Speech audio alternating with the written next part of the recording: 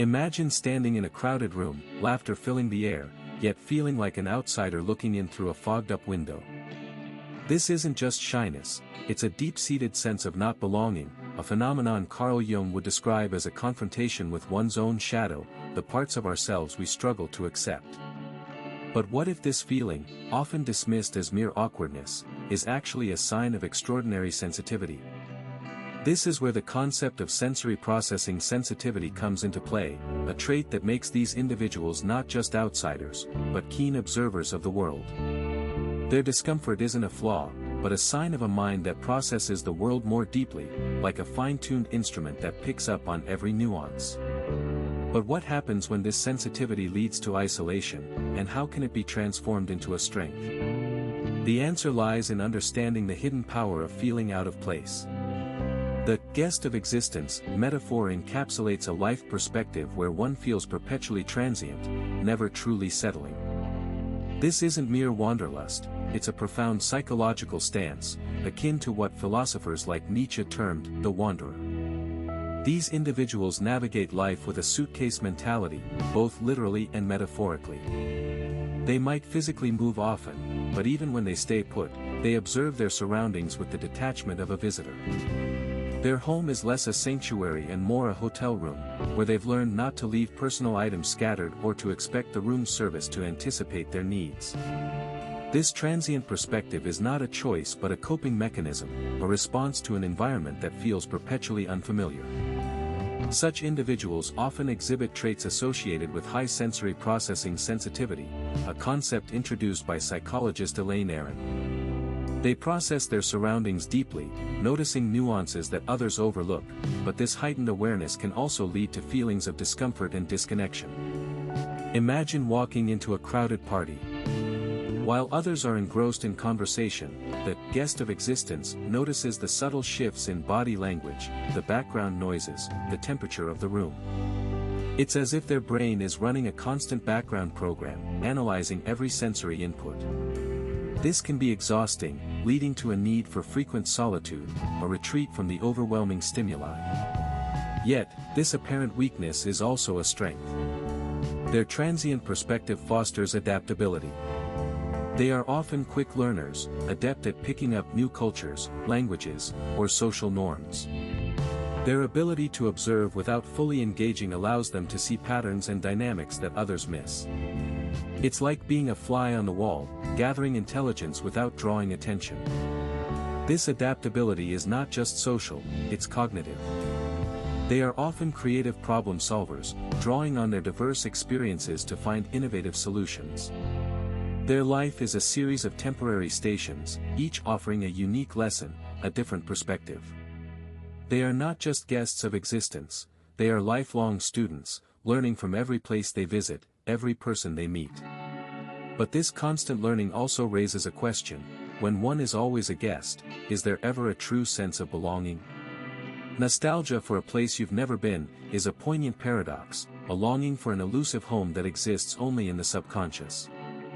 This feeling, often described as a yearning for a past life or a distant, unfamiliar land, taps into the psychological concept of ontological homesickness, coined by philosopher and sociologist Peter H. Kramer. It's not about a specific destination but a sense of belonging that feels perpetually out of reach. Consider the wanderer who stands at the edge of a bustling city, feeling an inexplicable pull towards the horizon, not because of any concrete memory, but because of an innate sense that somewhere out there, a place awaits where they truly belong. This sensation is more than just a fleeting daydream. It's a profound existential experience that can be linked to the psychological concept of liminality, a state of transition or ambiguity where one feels neither here nor there.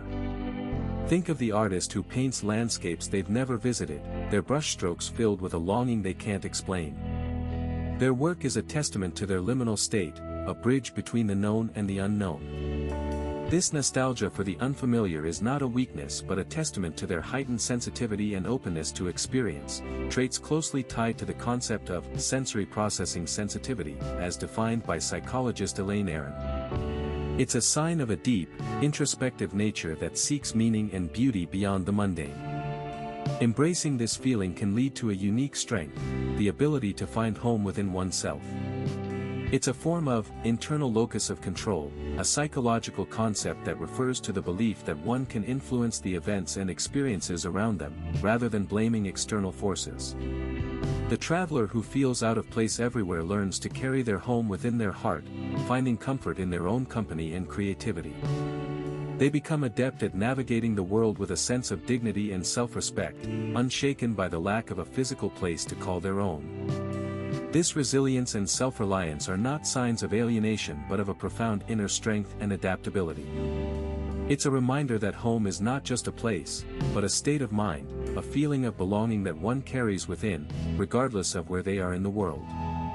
This internal compass guides them, making them explorers of the soul, always seeking, always finding, always moving forward with dignity and grace. The freedom of the stranger is a concept that draws from the philosophical musings of George Simmel, a German sociologist and philosopher. He proposed that individuals who are out of place or strangers in a society possess a unique vantage point. They are neither fully insiders nor complete outsiders, which grants them a certain freedom and perspective. This is not about being an alien or an outcast, but rather someone who exists at the edges, observing the societal dance from a slightly removed position. It's akin to what sociologist Irving Goffman termed the outsider within, a role that offers a distinct lens through which to view the world. Picture a person walking through a bustling city market, not as a local who knows every vendor and every shortcut, but as a traveler, taking in the sights, sounds, and interactions with fresh eyes. They notice the subtle negotiations between vendors and customers, the unwritten rules of social exchange, the unspoken hierarchies. This is the eye of God view, a term borrowed from literature and philosophy to describe an omniscient perspective. It's not about divine power but about the ability to see patterns and dynamics that might be invisible to those deeply embedded in the scene. This unique perspective is not just about observation, it's about understanding. The stranger, being slightly detached, can often see the broader context, the underlying trends, and the hidden meanings. They are like anthropologists studying a culture, but with the added advantage of personal experience. This was illustrated in the work of sociologist Howard S. Becker, who studied the world of jazz musicians from the inside out, providing insights that an outsider couldn't grasp but that an insider might take for granted. Moreover, this freedom allows for a certain intellectual and emotional distance. It's not that strangers are cold or indifferent, rather, they have the space to process and reflect.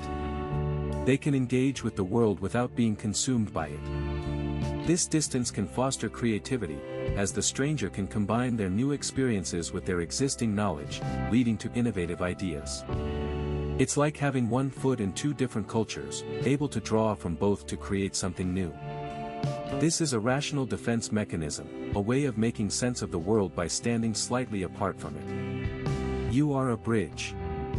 This isn't a metaphor, it's a role, a purpose, a superpower wrapped in solitude. You see the world in layers, a complex tapestry that others navigate in two dimensions.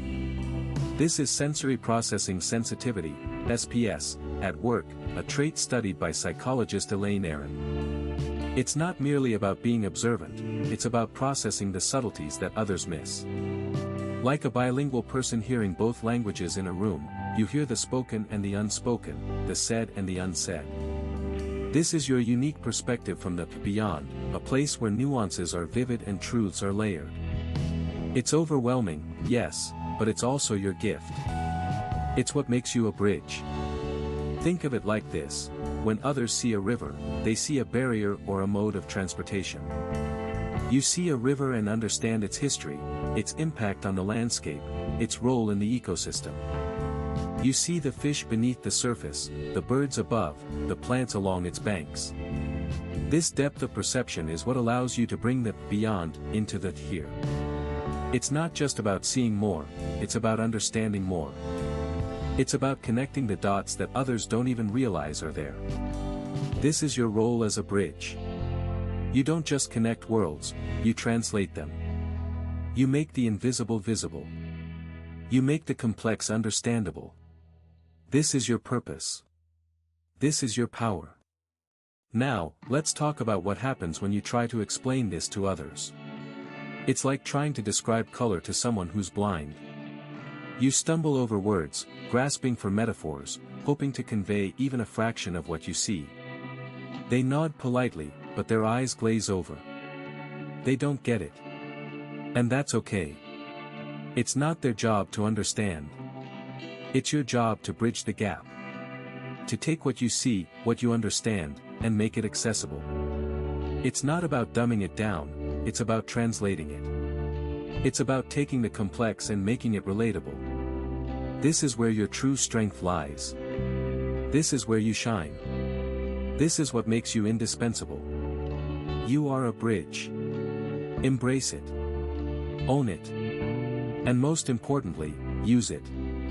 Ever noticed how a jigsaw puzzle piece doesn't change its shape to fit? It finds its place because it's uniquely designed to do so. Similarly, those who feel out of place aren't failing to adapt, they're simply not meant to slot into the predefined spaces society offers. This idea resonates with the concept of self-determination theory, which posits that humans have innate psychological needs for autonomy, competence, and relatedness. When these needs aren't met in a particular environment, it's not a personal failing, but a signal that the environment isn't the right fit. Consider a person who feels stifled in a corporate job, longing for creativity and freedom. They're not lazy or ungrateful, they're simply not puzzle pieces for that particular board. Their discomfort is a clue, a nudge towards a different picture, one where their unique shape complements the gaps. It's like the philosopher Friedrich Nietzsche's idea of becoming who you are, an ongoing process of self-discovery and alignment with one's true nature. The corporate world, with its rigid structures and expectations, might not be where they see the whole picture, but that doesn't mean they're misplaced. It means they're in the process of finding their own puzzle board. This perspective shifts the narrative from not fitting in to not fitting in yet.